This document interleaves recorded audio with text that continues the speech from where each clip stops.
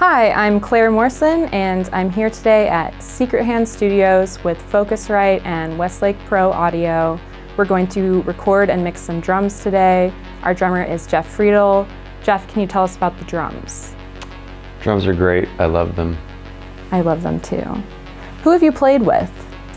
I've played with the Beta Machine, Perfect Circle, Devo, Pussifer, Filter, and a bunch of other bands. Jeff is a professional and a pretty cool guy.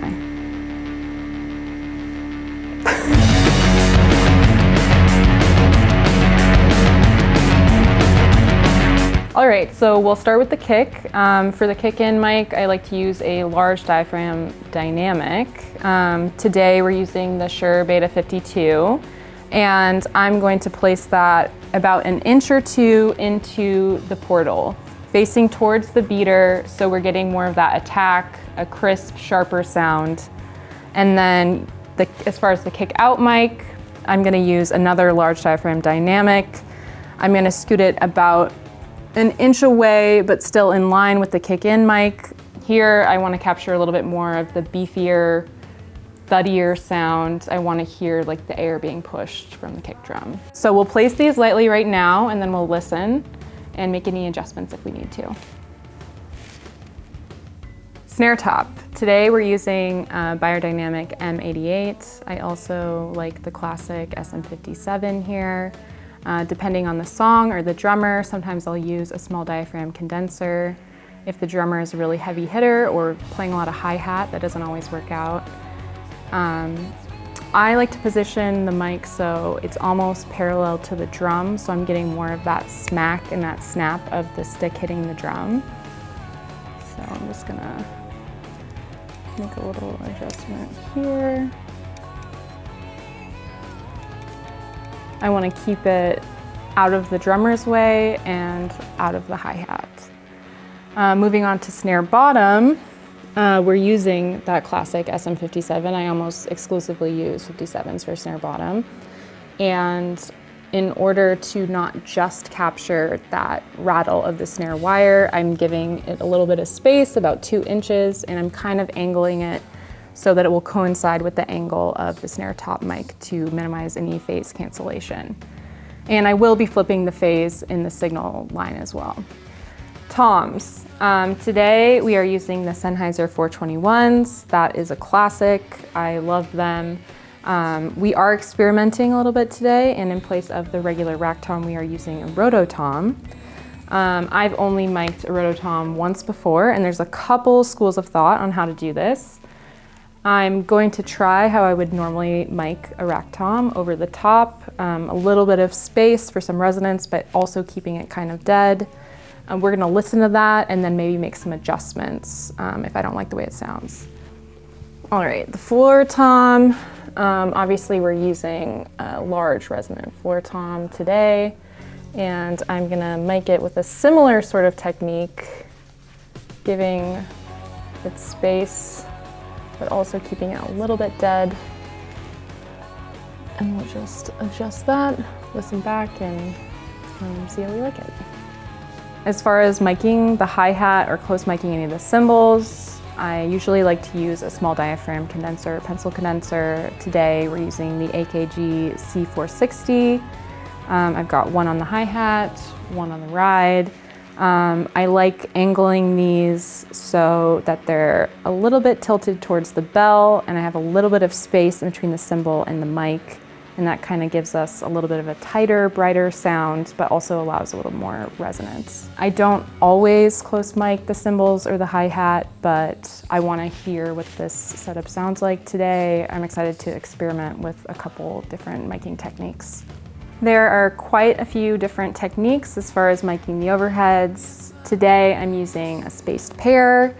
We're using the Neumann KM184s, which is a great small diaphragm condenser. Sometimes I experiment with using ribbons here for a little bit of a darker sound. As far as placement, I am kind of using my eyes and ears here. I'm lightly positioning the mic over what I want to capture. I want to get some of the kit, and I also want to get some of the attention to detail on the cymbals. The left overhead is raised a little bit higher. There's usually a lot more action on the snare and the hi-hat, so I'm compensating for that a little bit here. This could be something that we totally change after we listen back. And that's honestly one of the best parts about recording drums. I like experimenting with different angles and different techniques, different mics. There's really no rules as long as it sounds good. Or if it sounds bad, it sounds cool. So here we have our experimental shower mic. There's plenty of ways to play with a room mic. Sometimes you have a really great room and you might use some really nice large diaphragm condensers. Sometimes you don't have a great room and you might just leave whatever random vocal mic's been left up and compress it, squash it, bring it back into the mix as sort of like a trashy kit sound. Today we're using the shower mic in the back of the studio. So I have no idea how this is going to sound, but I think it might sound pretty cool.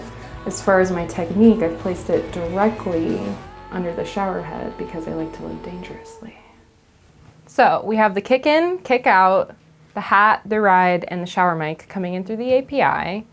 We have the snare top, snare bottom, rack, rototom, floor tom, and overheads coming in through the Claret Plus Octo Pre. This is all going into the Red 16 line and then into Pro Tools. So let's see how it sounds. All right, let's hear the kick. I'm just gonna adjust the gain here. Snare. Yeah. Okay, let's hear the rototom. All right, I'm gonna go adjust that mic.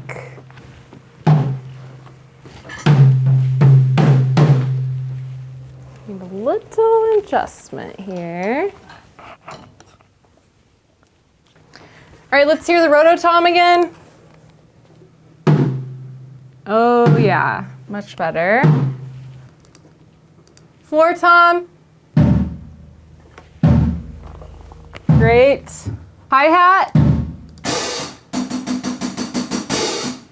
Ride. Oh yeah. Sounds great. The whole kit.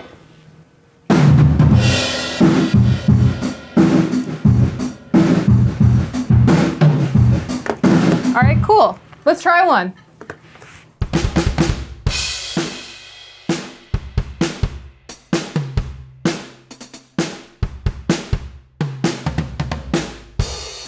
All right, so right now we are hearing the raw, unprocessed drum sound.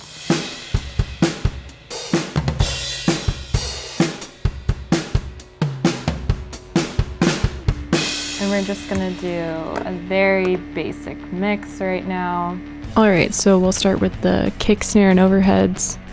First kick in, I'm gonna play with the Focusrite console plugin today.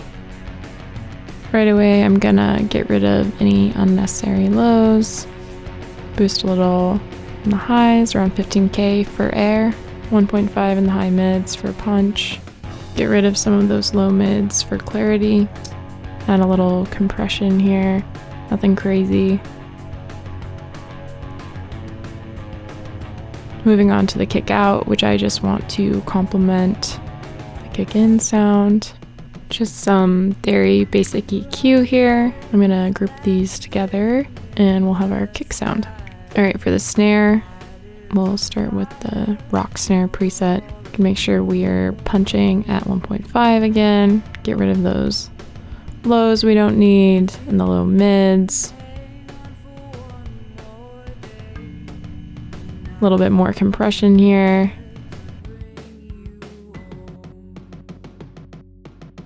Same thing with snare bottom. Once again, I'm not doing a lot, just complementing my snare sound, cutting a little at 5K to get rid of that harshness. And listen to these together. We'll group these tracks and that's our snare sound. Starting with the overheads, I'm going to use the Focusrite Red 2 EQ. Make sure I cut those low mids again, give me a little boost, a little air on my high shelf.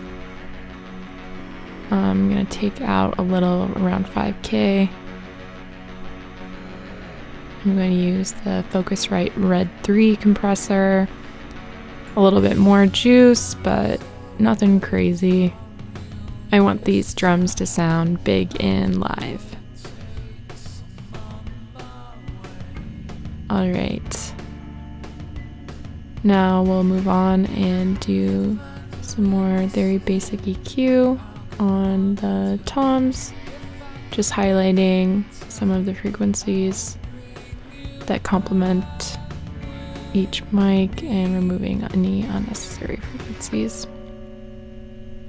I'm doing a pretty basic mix here, but I'm not a fan of adding a million plugins when you don't need them, especially when something is recorded well.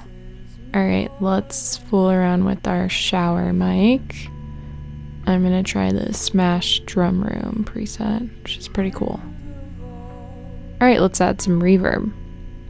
Today we're working with the Relab LX480, which is obviously based off of the Lexicon.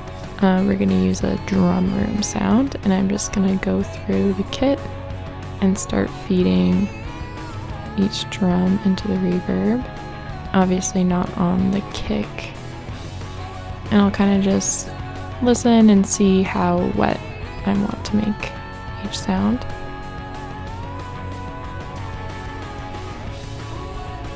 I'm going to try it on the shower mic, but I don't like it. All right, let's see what we got.